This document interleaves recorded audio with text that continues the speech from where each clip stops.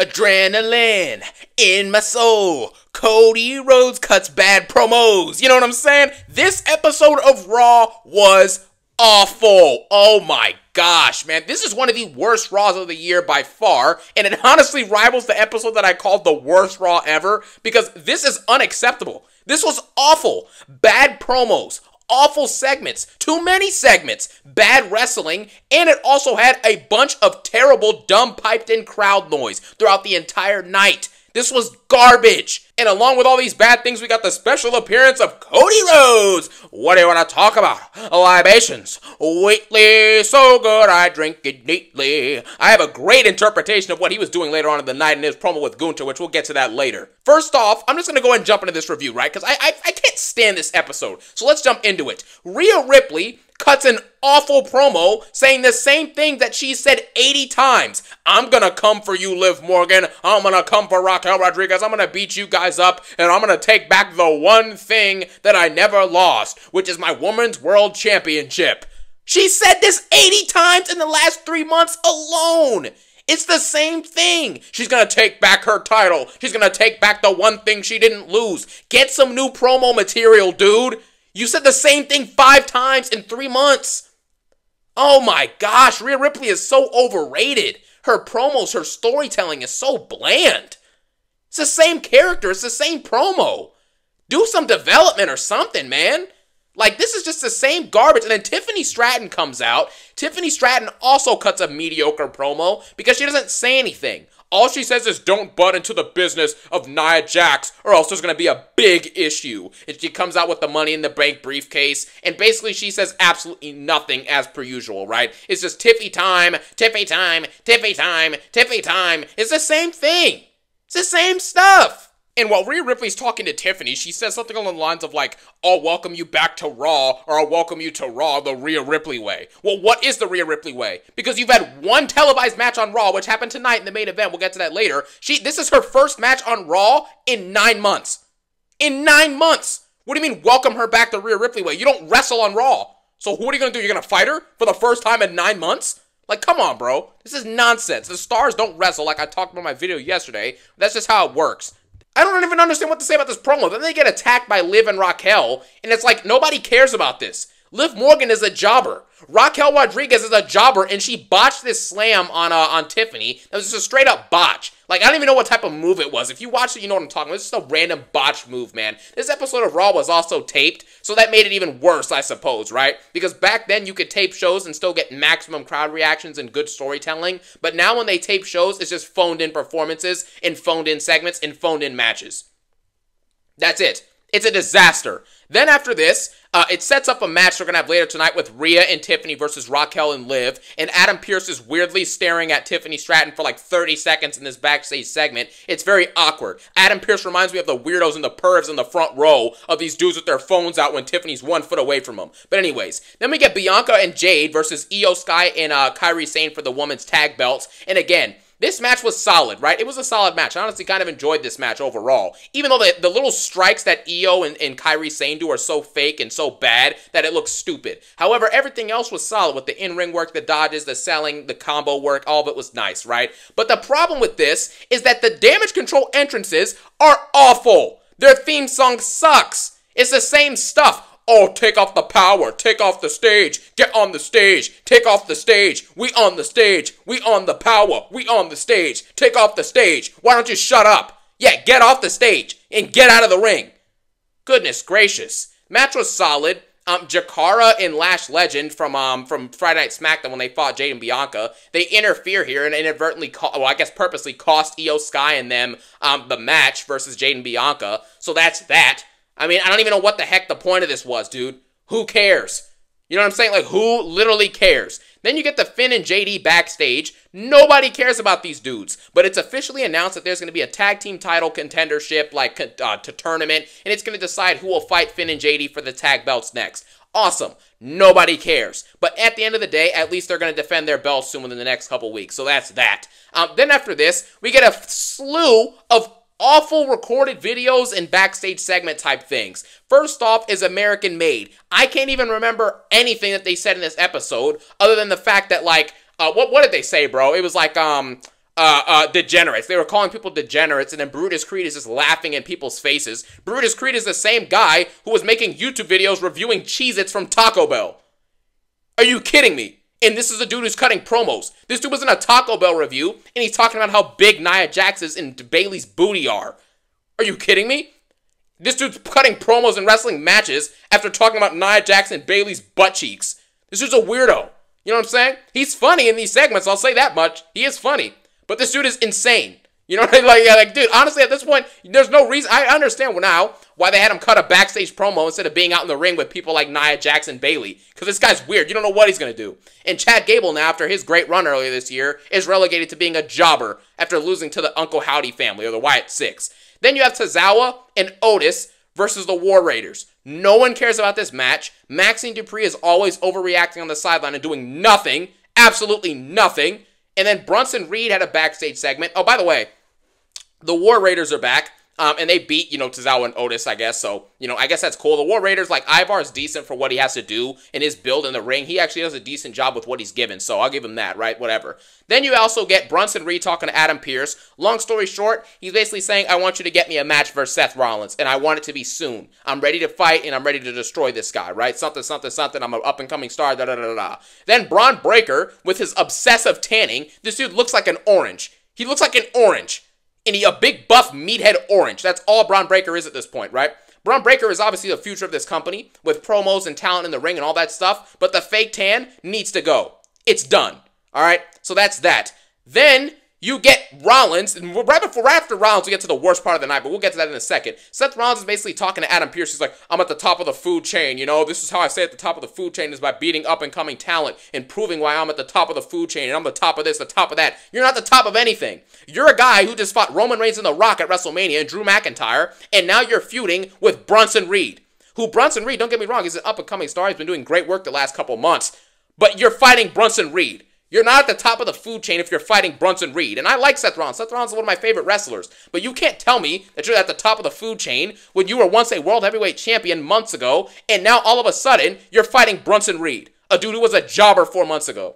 So stop it. And then we have this absolutely awful promo between Cody and Gunther. It was awful. But before it happens, we get Cody talking by himself. And they're in St. Louis, Missouri, so he's basically saying absolute and utter nonsense. He comes out and says this. He's basically like, well, you know what? I'm going on camera for this. He goes, you know what? I respect you. And in St. Louis, something special happened.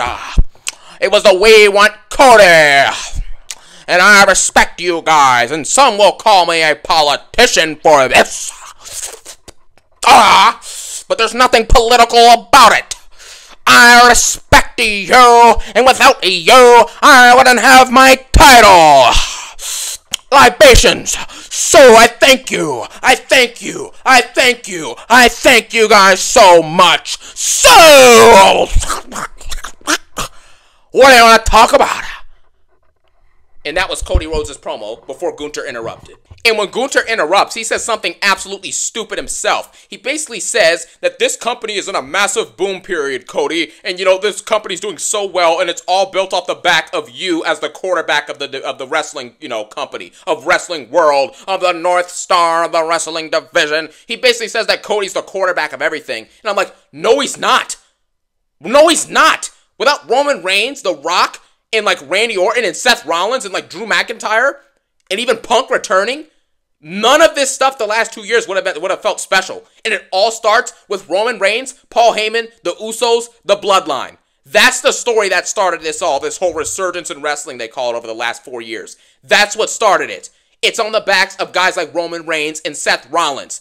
Not on the guys of Cody Rhodes, who just came back 2 years ago and has been a jobber 90% of his career until a year ago.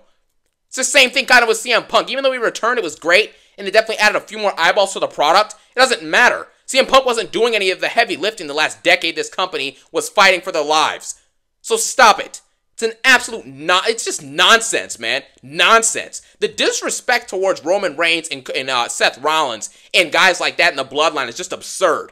It's absurd. You think the last 4 years that wrestling took a big jump because of Cody Rhodes talking about some Wheatley and some libations? Stop it. But Gunther basically says that, long story short, he says he respects Cody, and he's one of the few people he has respect for. But the thing is, Cody, like he says, Semi. He tells Cody, he's like, Cody, you try too hard to be everyone's darling. And at this point, it's like, okay, and? You know what I'm saying? We already know that Cody does this. Gunther says absolutely nothing in this promo. And then Cody responds with, Gunther, I know you would try to disrespect me. Because Gunther says Cody's a number 2 champion, which was a decent part of Gunther's promo. But other than that, Gunther said absolutely nothing of intrigue. Nothing of intrigue. Cody says, I've seen what happens when people try and push you against a wall. You break, you fumble, and you quit like you did at WrestleMania. And there's piped in crowd noise when Cody's talking. And you can tell it's piped in because it's piped in for both of them when they're talking. Because no one in the audience is moving. You can see the shot in the camera. No one's barely moving. They're all sitting in their seats. But somehow you're hearing these loud yelling and cheering noises. It's so piped in and it's absolutely fake. But Cody basically says, you back down when the times get tough. And then afterwards, they basically shake hands, and Gunther says he's a number 1 champion, and Cody's a number 2 champion, and Gunther says, good luck to the champ, which is me. I'm the real champ. It's nonsense, dude. It was boring. Cody's promo was awful and dragged on too long, and it was stupid. It's the same repetitive stuff. It's nonsense. Champions don't go in the ring and constantly say the same stuff about respect, loyalty, politicking, and fans, and I love you, and I love you, and I love this, and I love that. Stop. Be a real champion. Do something new. Do something engaging. Do something intriguing. Have an actual feud instead of just saying the same stuff. I respect this person. I respect that. I respect you. I respect everything because I'm a jobber.